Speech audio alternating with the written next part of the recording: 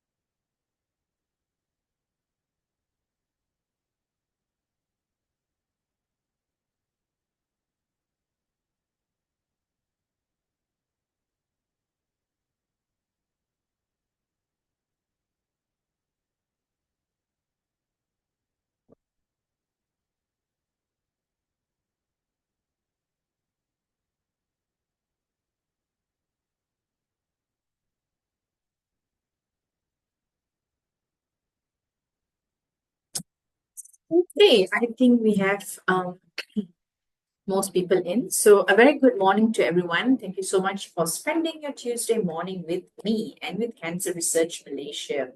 So, today's webinar will be an overview of Cancer Research Malaysia and the work we do and why we do it. Hi, Komani. Good morning. So, this is my agenda for today. Who is Cancer Research Malaysia? Why are we doing research on Asian cancers? The research do we do, research roadmap, our achievements, our patient navigation program, Mimosa, targeted therapy, our awards, and 2025 events. Okay, so what is Cancer Research Malaysia all about? So, Cancer Research Malaysia is an independent non-profit organization that conducts research in niche cancers found in Asians. Although Asians make up almost of the world cancer cases, they are severely underrepresented in cancer-related research.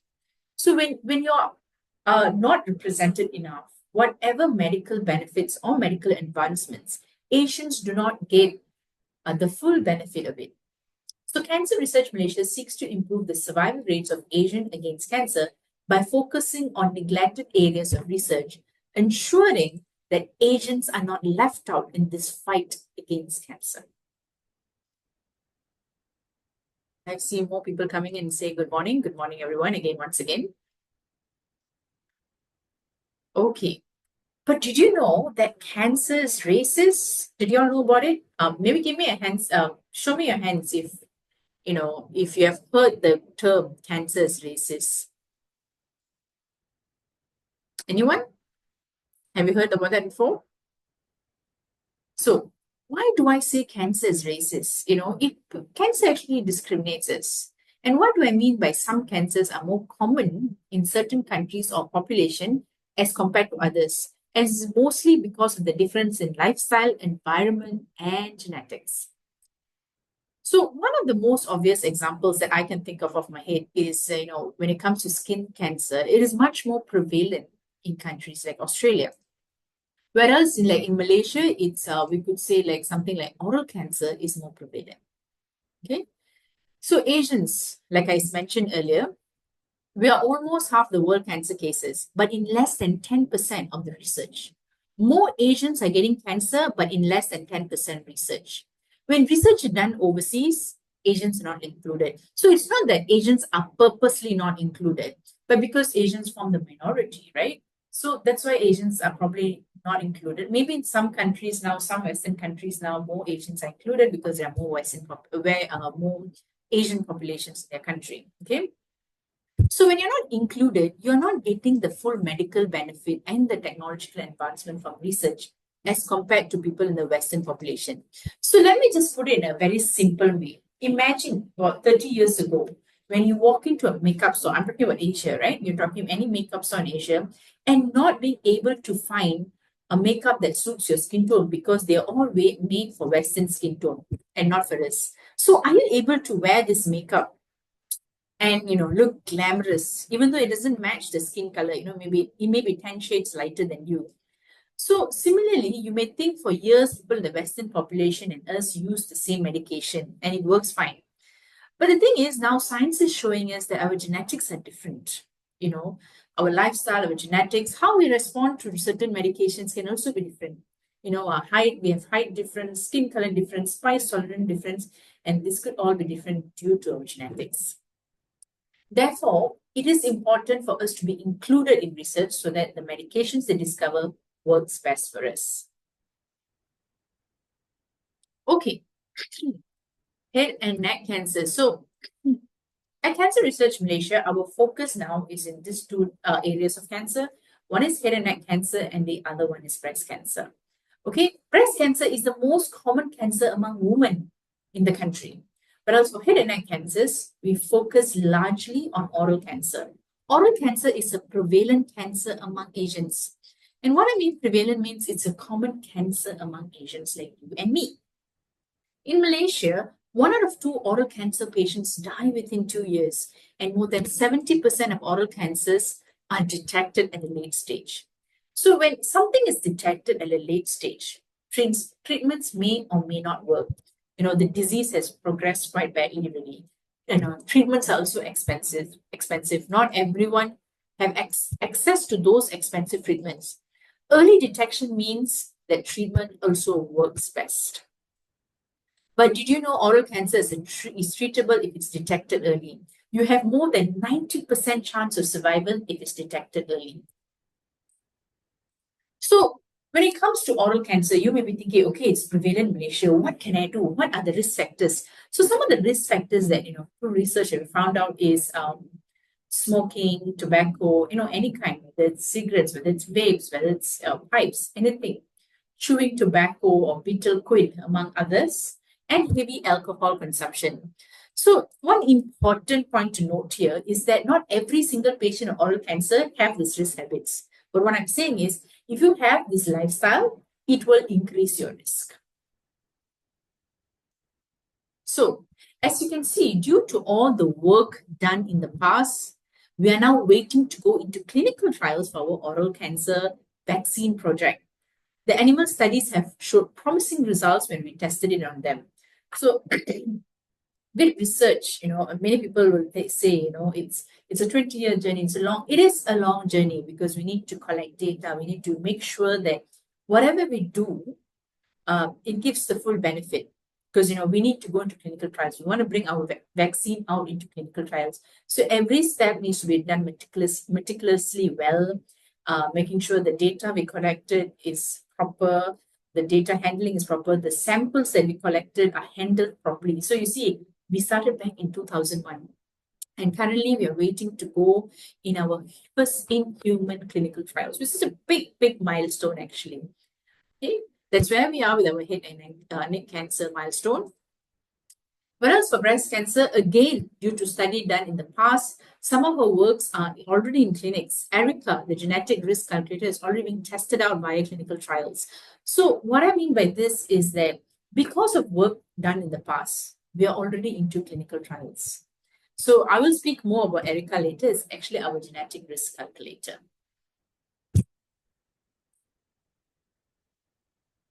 All right, so I've spoken about head and neck cancers, I've spoken about breast cancer. You may want to know we have been here for 20 over plus years. What are our achievements? As much as research is a long journey, but we have done amazing things. The organization, the scientists have came together to do amazing things. We have developed the first Malaysian-made oral cancer vaccine with 80% improved tumor control. So there are studies that showed us when we did an animal study, the results were really good. We actually saw the tumor coming off the animal as well.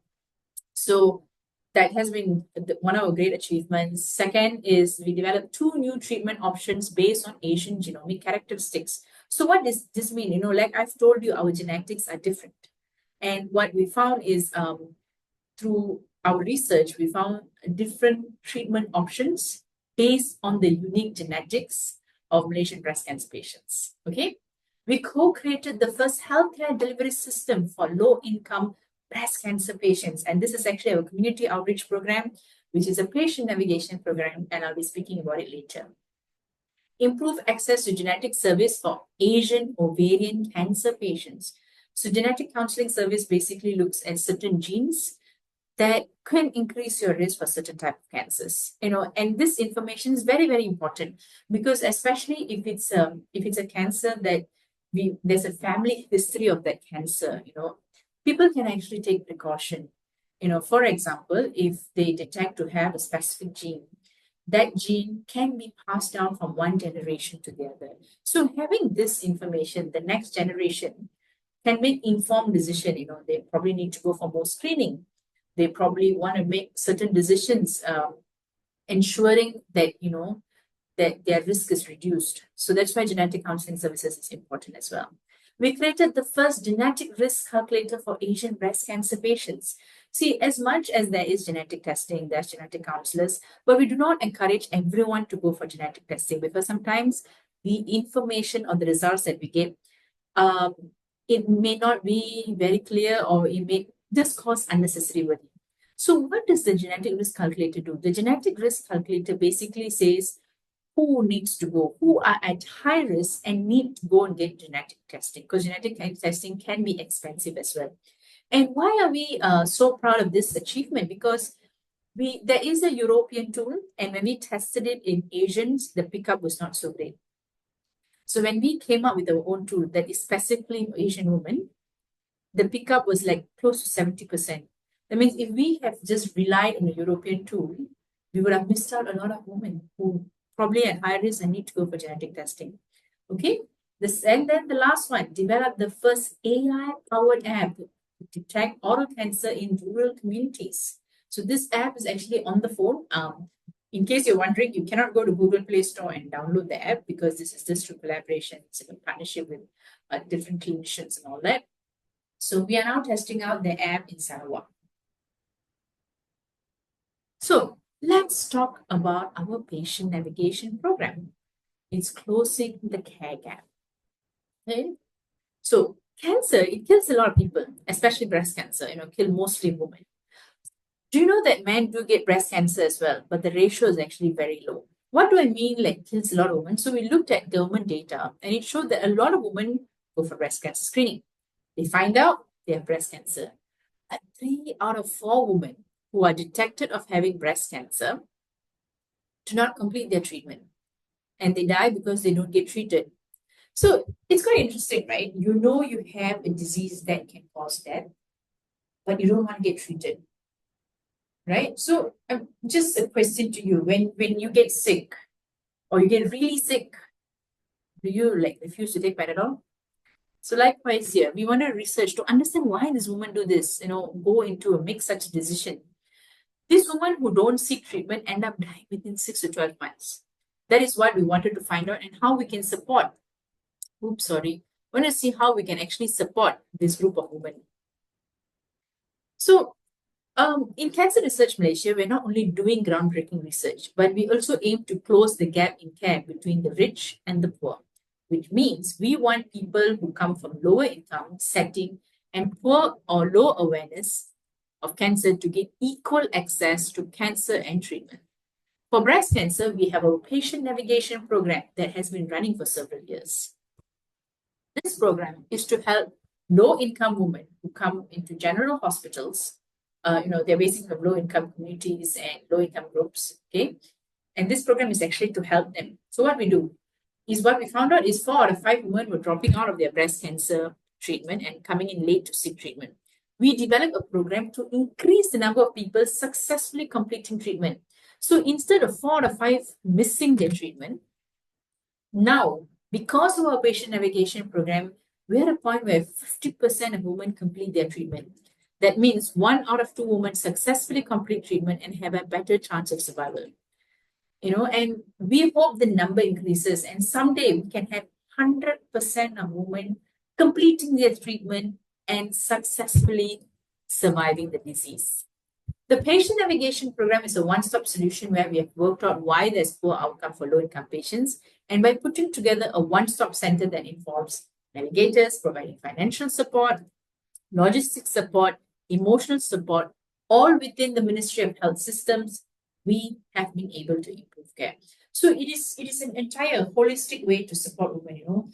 They can be counselors, patient counselors, support, giving them emotional support. If you can see some of our patient navigators here, they're actually even buying groceries when they go meet these breast cancer patients in their house, because as you know, the journey is not easy. So you need to counsel them, give them the emotional support, sometimes even extend that support to the families. And the other thing that we do is also especially if they come from a low income community, so they may not have financial support. So what we do is we direct them where they can go and get this financial support from. At the end of the day, the support is very important for people who are undergoing this disease. So as you can see here, besides supporting them to complete the treatment, they also give after treatment support. So recently, thank you to a donor. We are very, very thankful to this donor.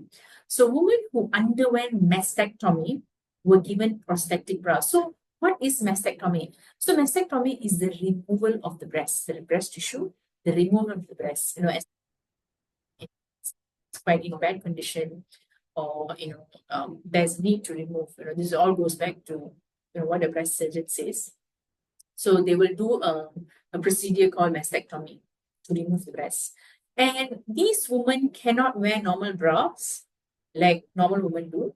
They have to wear a very specialized bra post surgery because it will help support their backbone and posture and also give them self image. So these bras cost between 1,300 to 300 per bra. Some of the things PNP shared, with when I spoke to the team is that, these women who received the prosthetic bra, they actually cried when they received because number one, they are from low income community. Number two, they couldn't afford this specialized bra. These bras are very expensive, talking about 1,300 to 3,000, something that that particular community cannot afford. So, and how they were managing the situation before this bra came, right? They were apparently putting cloth into their normal bra and stuffing the bra with normal cloth and then using them. So it was really sad, but at the same time, we are now glad that we are able to give them the prosthetic bra, and it really helps their self-image and just keep them happy, right? See, they're all in smiles when they receive their bras. Okay. So the results have been promising, but we want to go further. We want to impact more women, impact more people in the low income community and people who need our support. So to improve quality care given to breast cancer patients, we're going to reach out to low income communities to see how they can be brought into the pink ribbon centers at an earlier stage of the breast cancer. Because what we notice, people are still coming in late to seek treatment. And we want to create a model in each hospital where there is a community that supports its breast cancer patients irrespective of their background. So, currently PNP has trained close to 77 women in 5 villages for breast self-examination. So why is this important, especially in villages? Sometimes they have lack of access to healthcare. They're probably staying in remote communities where it's not easy for them to come out and see a doctor or go to a hospital. So by training these women in the villages and with self-breast examination, if they detect something is abnormal, they can immediately come to the hospital. 4,000 newly diagnosed breast cancer patients were assisted by PNP with more than 15,000 families positively impacted. Okay, currently we are in 6 centers and we hope to go into more centers in the coming years. So that's the story about PNP. And now let me speak about Mimosa. So what is Mimosa? I introduced it earlier. It's called Mobile Mouth Screening Anywhere. Mimosa is a teleconsultation tool that detects symptoms of oral cancer with accuracy of 95%. So we tested out this app, it was a great app that we tested out during the COVID time, when you couldn't go to the hospital, even your hospital appointments, they only took in few cases, important cases, serious cases. So during COVID, the app became very useful and it enabled patients to communicate with specialists. So we tested out, we did a pilot testing in UM, and it was University Malaya Medical Center, and it was approved to be used. So through contributions from overseas collaborators, the team managed to establish a large oral lesion database. So why is this database important? So with more images coming in, now this app will be able to say, when the person takes a photo of the mouth oral cavity, the app is able to detect and say, okay, this looks like suspicious. You need to go to your nearest dentist or nearest clinic to see the dentist. And why was the reason for this app? Due to lack of specialists in Malaysia, an AI algorithm was developed to match the professionalism of the specialists. The specialists are still there, but most of the specialists are in urban areas like in KL and these places. So people in remote areas may not have access to them. So with this app now, it's able to say if something looks suspicious. At the same time, the specialist can also look at it and say, like, okay, this person really needs to be referred to the clinic or to see a dentist. So remember I spoke about remote areas earlier. So the challenges that in remote areas is poor infrastructure, geographical barriers. You need like a 4-wheel drive to go into this area. Ministry of Health do go into this area as well. But in certain places in Malaysia, especially in Peninsular Malaysia, in places like Sarawak, The access is not very easy because they're geographically very big as well, and there's a lot of geographical barriers. So it is not easy to mobilize doctors into these areas. You need a sampan, you need a four-wheel drive. So infrastructure is poor still over there. So this app was very, very useful in places like Sarawak. So why Sarawak? Why am I speaking about Sarawak? Because what we notice is the place in some parts of Malaysia, the survival for oral cancer is poor due to limited number of specialists, as I mentioned earlier. And in Sarawak, the distribution of public dental clinics are not uniform. Okay, there are very few public dental clinics. At the same time, in Sarawak, the indigenous population make up more than 75% of Sarawak's population. And they are known to be at high risk to oral cancer. They also have the lifestyle of bitter good chewing. Remember, I spoke to you about risk factors earlier? So this all increases their risk. And that's why we came up with this app, focusing on remote communities. Why? Because it's not easy for them to come out to seek treatment. They don't have proper transportation. They don't have the kind of roads we have here in KL. So this app was developed to help the remote communities. Okay? If you see here, these are some of the pictures that were taken by a group of scientists when they went into these remote villages. So what we noticed is when the scientists went into these villages, right, to look at patients, to collect samples, what they notice is they may not have proper transportation. They may not have proper roads, whether it's ferry and all that, they may not have. But what they all had was, they all had a telecommunication tower, which means people have access to phone. So by an oral lesions or abnormal growth in your mouth can be easily seen. You just have to open your mouth, right? So by putting together all this, the scientists came up with mimosas like, hey, wait, people have they have a telecommunication tower. They may have poor infrastructure, so they can't come up to the hospitals to seek treatment. And oral lesions, that means abnormal growth in your mouth, is easily visible. You just have to take a photo of your oral cavity. So by putting all this idea together, they came up with Mimosa. It's a mobile app. You just have to take your phone from the app and take a photo of your oral cavity.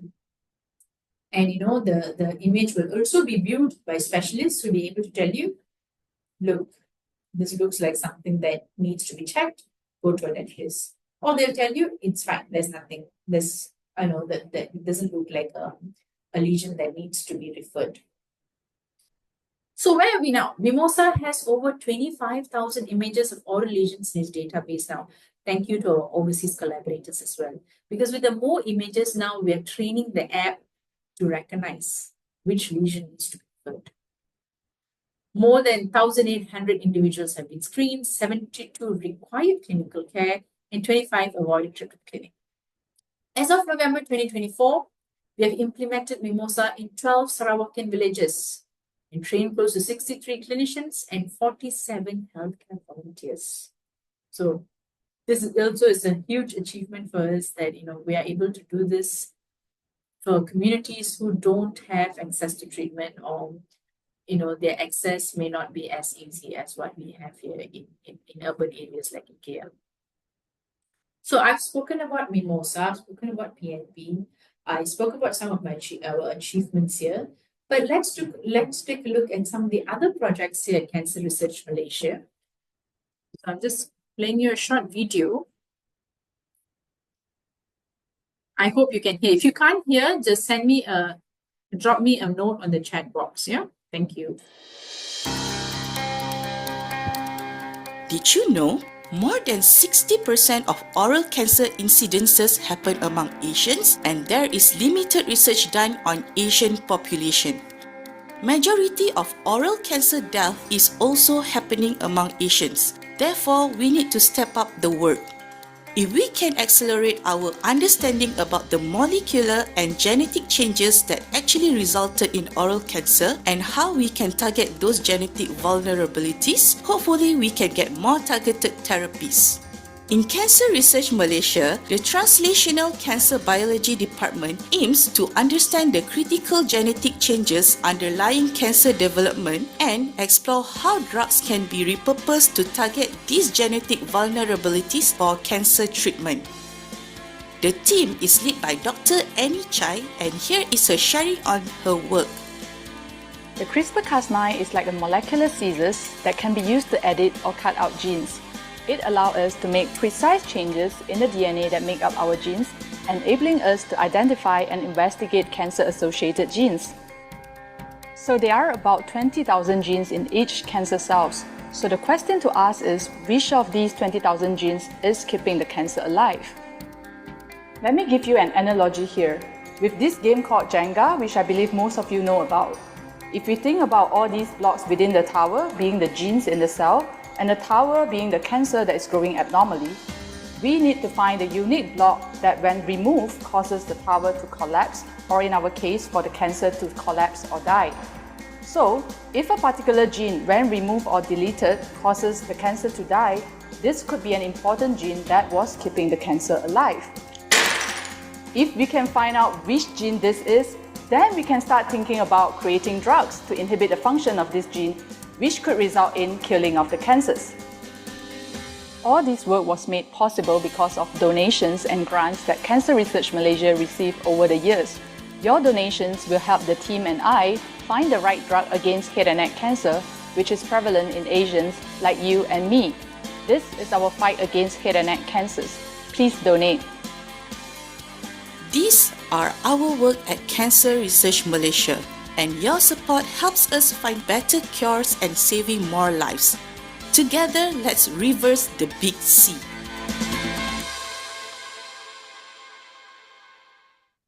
So, this is another work that we're doing. Like what Dr. Annie has explained, the Jenga method, to look for that specific gene that can just bring down all the cancer cells. So we are doing a number of things here, and whatever we are doing, we hope that it will benefit and bring the best outcome for cancer patients.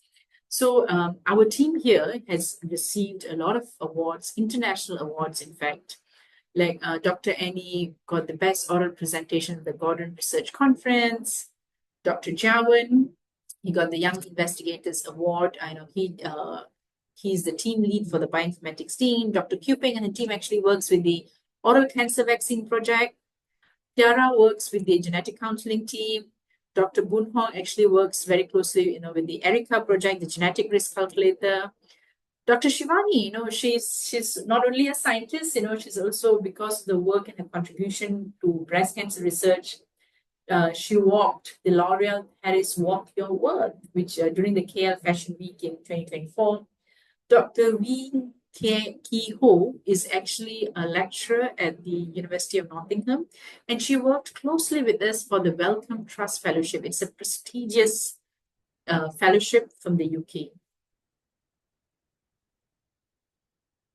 Okay, so earlier I explained, I went through this slide earlier, whether it's oral cancer vaccine project or genetic risk calculator, we have specific topics in this.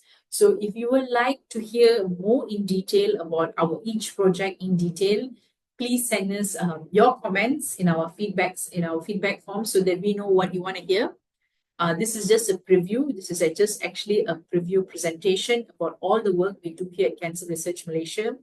We hope in the coming months we can go dissect into details of each project that we're doing, and just give you more awareness about the things we do and how you can join us in this fight against cancer.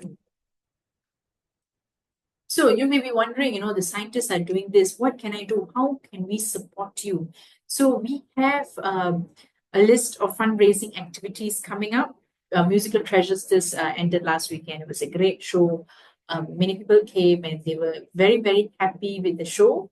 And we are coming up, we have the Life is Funny Too. It's a comedy night. So if you're into something comedy, if you like something that's comical, you can come for a comedy night. There's a run called Race Against Cancer happening the 25th of May. We have Cancer Research Malaysia's 25th anniversary on the 25th of July. And we have our annual Terry Fox Run on the 7th of September. So this is how you can join forces with your small donation. Goes a long way in helping us create impact in Asian cancers. Okay. So we have the Life is Funny Too coming up. We have Douglas Lim, Joanne Kampopo, we have Ning Baizora, Dr. Leonard Tan. if you're into this, please, please, please take a scan of this QR code and join us. Your donations will certainly help our research. So I'm just going to leave it here for a couple of seconds before I change the slide.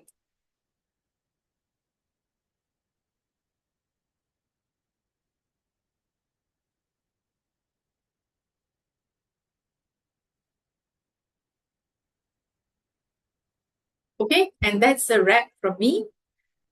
If you would like to support us, you would like to follow us on our Instagram account to know more details about our fundraising activities, our webinar, feel free to take a scan of this QR code here. It will take you to our Linktree account.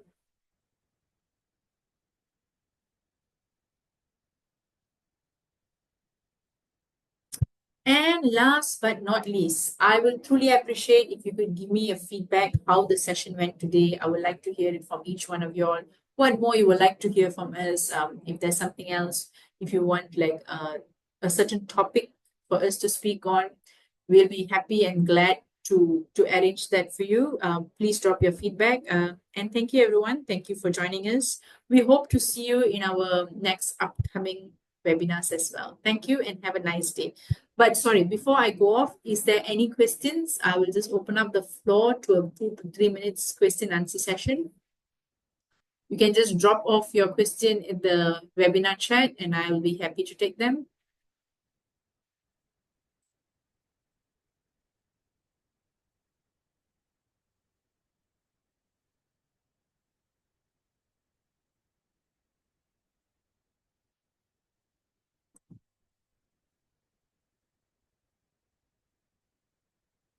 Thank you, everyone. Thank you so much for your support.